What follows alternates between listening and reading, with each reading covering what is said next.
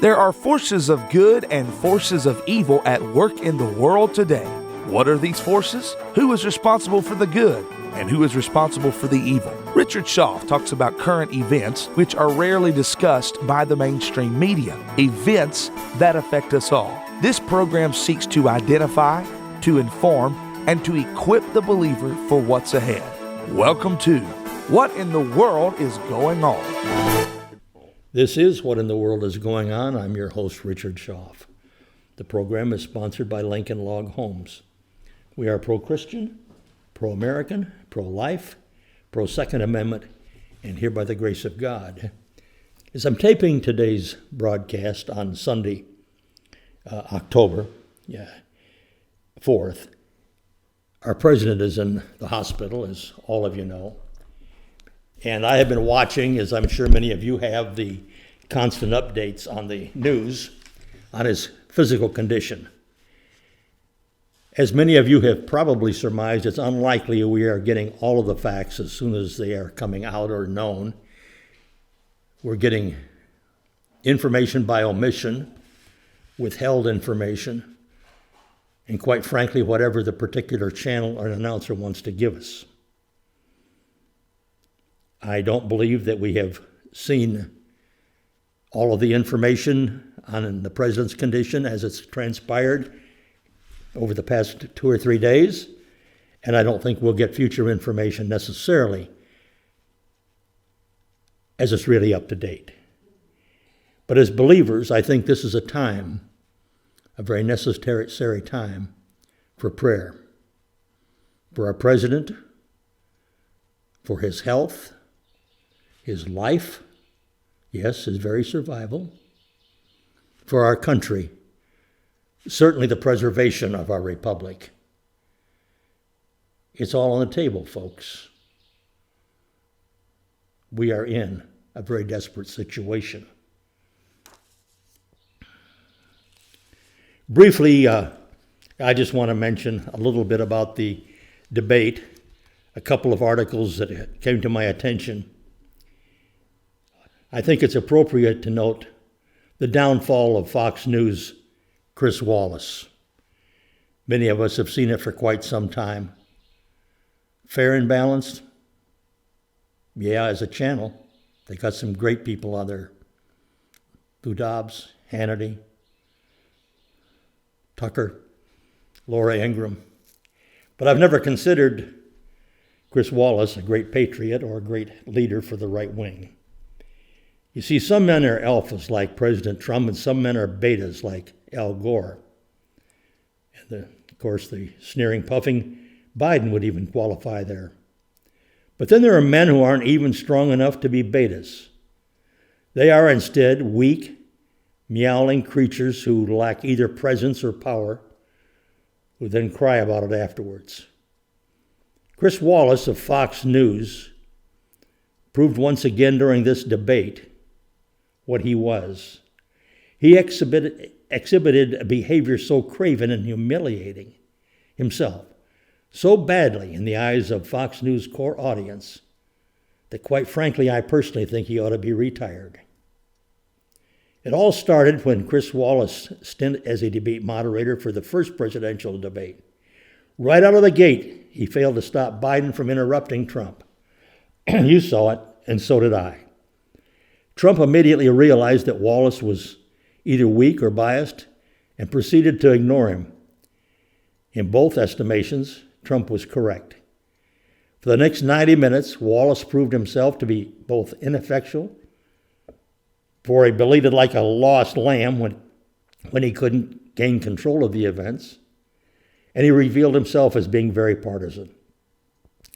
That partisanship was almost criminal when Wallace failed to force Biden to respond substantially to the question about whether Biden intends to pack the Supreme Court.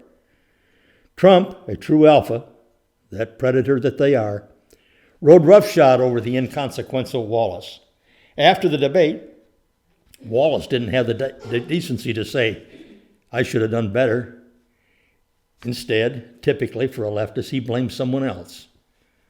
In this case, of course, he blamed Trump.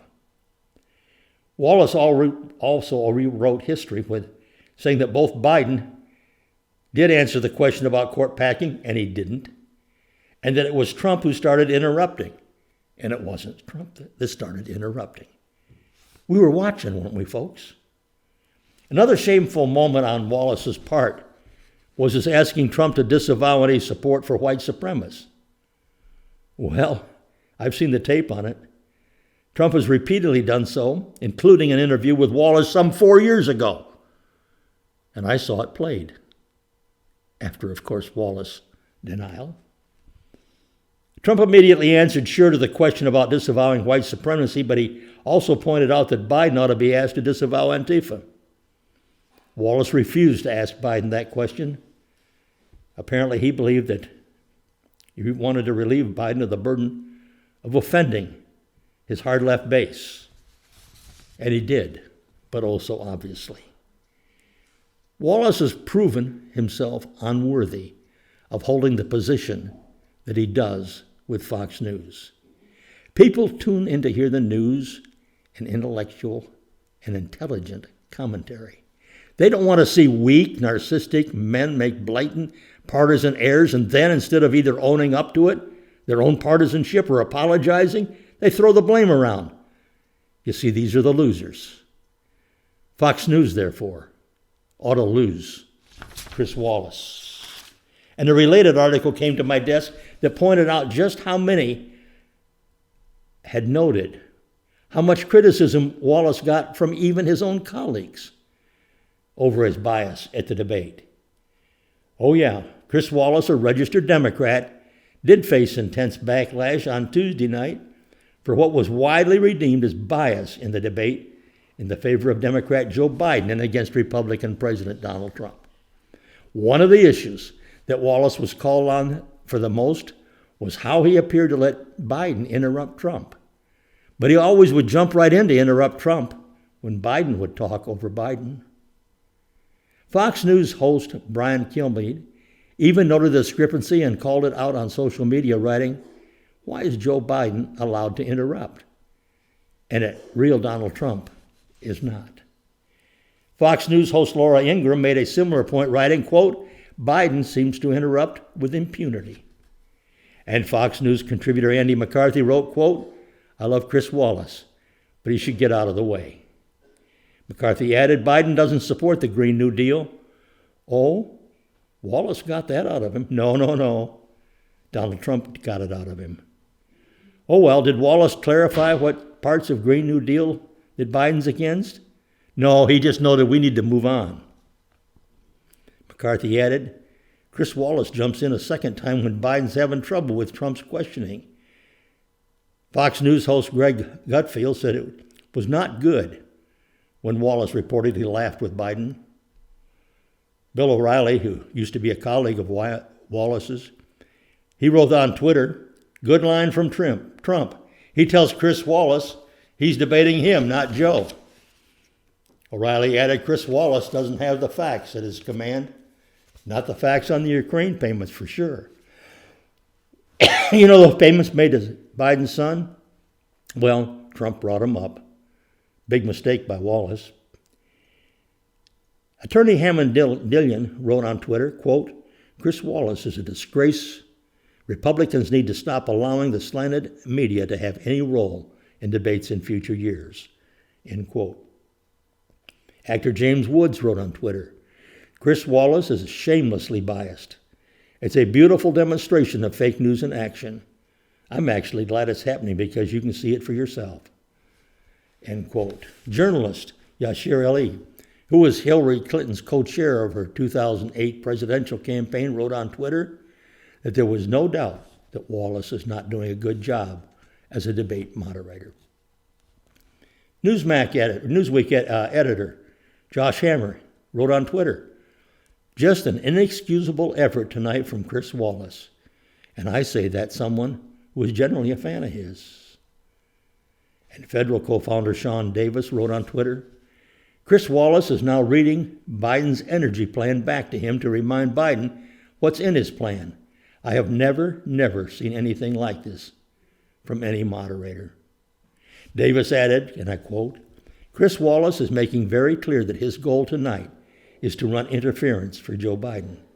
If he wants to be a deranged never-Trumper, that's his prerogative.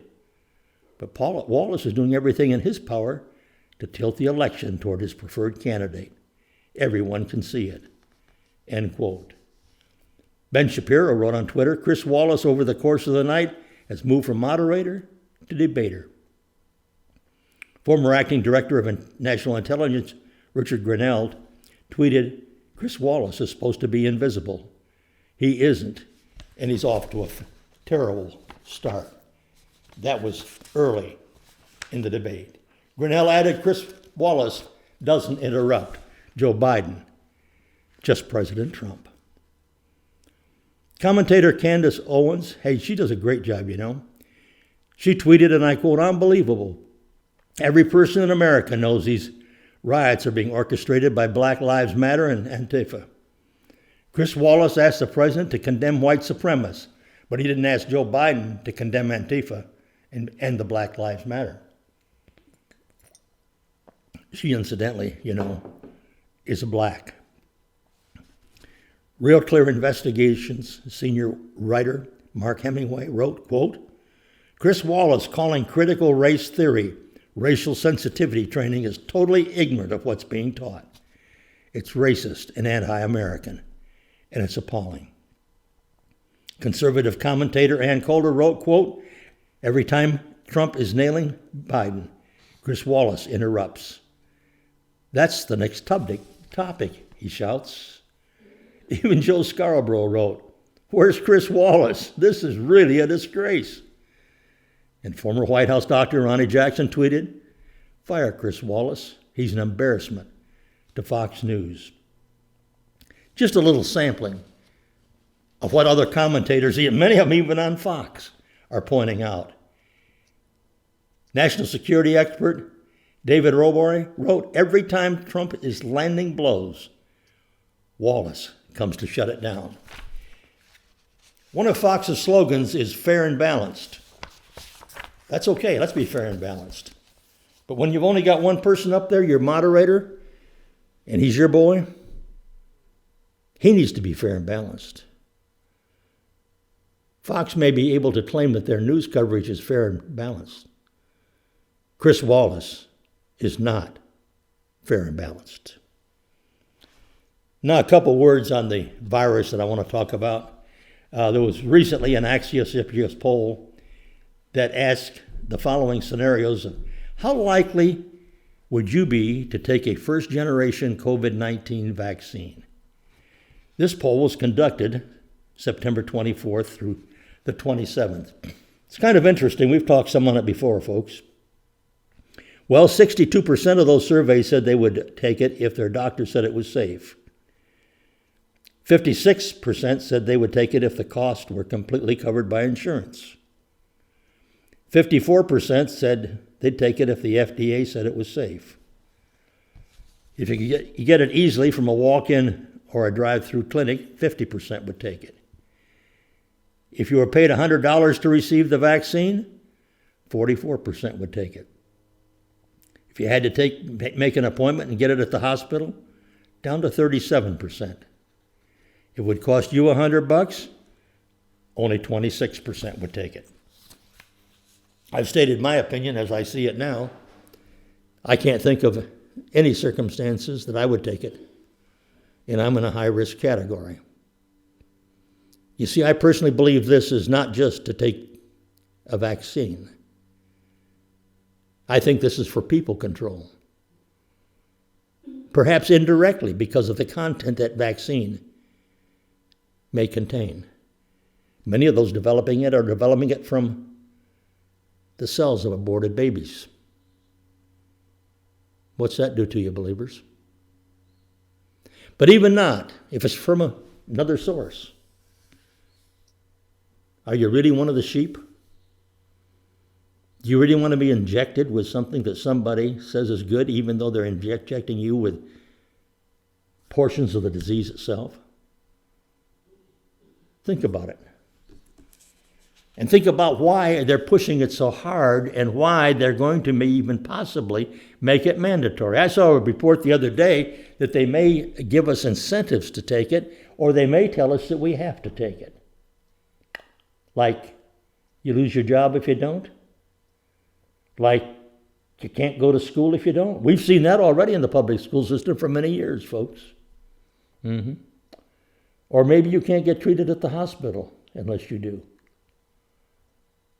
Think about it. Think about people control. I noticed going along with that Elon Musk says that neither he nor his family are going to take it. And he blasts Bill Gates as being a knucklehead. You know Elon Musk, he's the Tesla founder, SpaceX. He said that neither his nor his family will take the future virus vaccine, even when they're readily available. He notes that the pandemic has diminished his faith in humanity in general. Speaking during a podcast interview with Kara Swisher, Musk stated that neither he nor his children are at risk for COVID-19. He meant high risk, I think, but said risk, I'm quoting his words, and therefore would be unlikely to need the vaccine. He noted this is a no-win situation. He noted it has diminished my faith in humanity, this whole thing. The irrationality of people in general, a quote from Elon Musk. He also decried lockdowns across the globe, and in the U.S. in particular, having previously referred to them as unethical and de facto house arrest. He said, and I continue to quote, widespread lockdowns were a mistake, and only at-risk people should quarantine until the storm passes. End quote. Just a few thoughts I wanted to bring you this week. In closing, I have a few things I just would like to note. Past my desk from one of my regular followers, a dealer of Lincoln Log Homes. Yes, the governor of Michigan used to work for George Soros.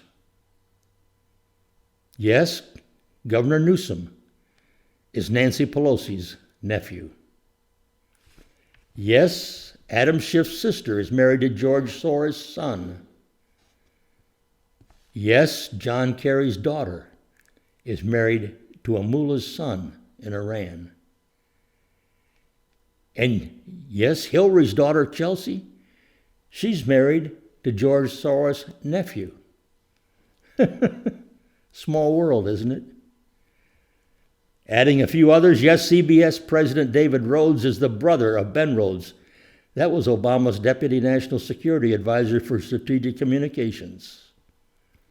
Yes, ABC News correspondent Claire Shipman is married to Jay Carney. That was Obama's former White House press secretary. Yes, ABC News and Univision reporter Matthew Jeff is married to Katie Hogan.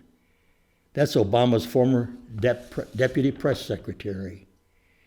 Yes, ABC President Ben Sherwood is the brother of Elizabeth Sherwood, Obama's former special advisor. Yes, CNN President Virginia Mosley is married to Tom Needs, former Hillary Clinton deputy secretary. Wow, would you call that a stacked deck? If you had a hunch the news system wasn't somewhat rigged and you couldn't put your finger on it, this might help to solve that puzzle. Now, before we close this broadcast today, I want to remind you of where we opened. As I tape this broadcast, our president, Donald Trump, is in the hospital. You and I, unless you've got a lot more factual information than is already available to most of us, don't know the true state of his condition. It's not being reported properly or honestly or on time. One day we may know, maybe never.